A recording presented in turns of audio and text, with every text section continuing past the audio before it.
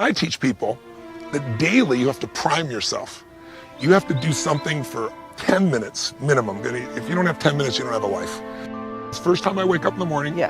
People always ask me, how do you so up all the time? But part of it is I attend all these seminars, Yes. I teach all this. But the real reason is You prime yourself. I prime myself. That's what I've done for years. It's like I change my body to this radical breathing pattern or movement. There's many ways to do it. But then I do through 10 minutes. I don't want to be the astronaut that, he went to the moon, that was his idea of adventure, and then they all come back and were depressed because what do I do for the rest of my life? Yes.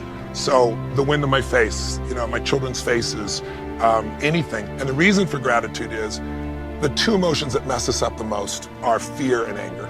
Yeah. And you can't be grateful and fearful simultaneously. They don't go together. And you can't be angry and grateful simultaneously. So if you literally start your day cultivating that, this part I was talking about creating a highway to happiness. Yeah. And then I do 3 minutes of my 3 to thrive. What are 3 outcomes or results I'm really committed to, and I see them as done and fulfilled. And in 10 for minutes, that day?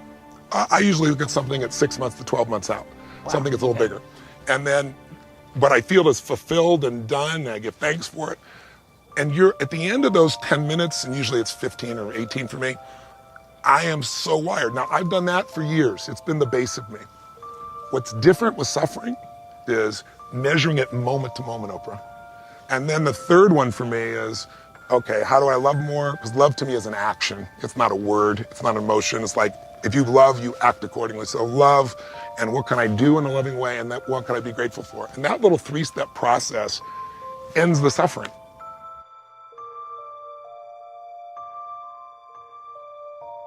Almost everything you do from the time you get up in the morning is habit. So start to think about yourself as what would be the best habits to have. Now, I have written a book called $1 Million Habits. It has 12 chapters, 12 critical areas of life, and in each chapter there's 20 or 30 habits. So let me give you some of the best.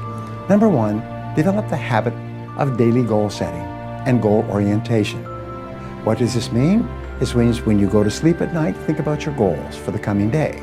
Make a list for each day of all the goals, the little goals you're going to accomplish that day. Keep a journal and write down your goals on a regular basis. When you're driving through the day, think about your goals. When you're talking to other people, think about your goals. You see, you do become what you think about most of the time. You do achieve what you think about most of the time. So all successful people and all wealthy people think about their goals most of the time. Second of all, be results-oriented. Now, results-oriented people are always thinking of the most important things that they can do right now to achieve their most important results. Successful people make a list of everything they have to do, and before they start working, they set priorities on the list. Here's a great way to become result-oriented. Actually, it's life-changing. Ask yourself, once you have your list for the day, if I could only do one thing on this list before I was called out of town for a month, what one activity would I want to be sure to get completed? And put a circle around that and start on that activity immediately, first thing, and then discipline yourself to work nonstop until you complete that one activity.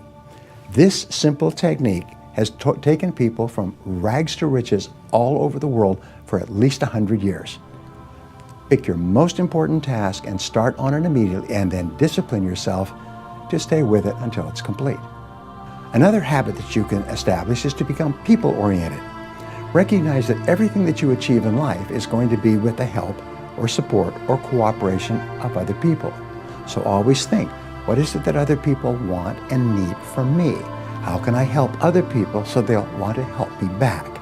If you're in sales, top salespeople think about their customers all the time.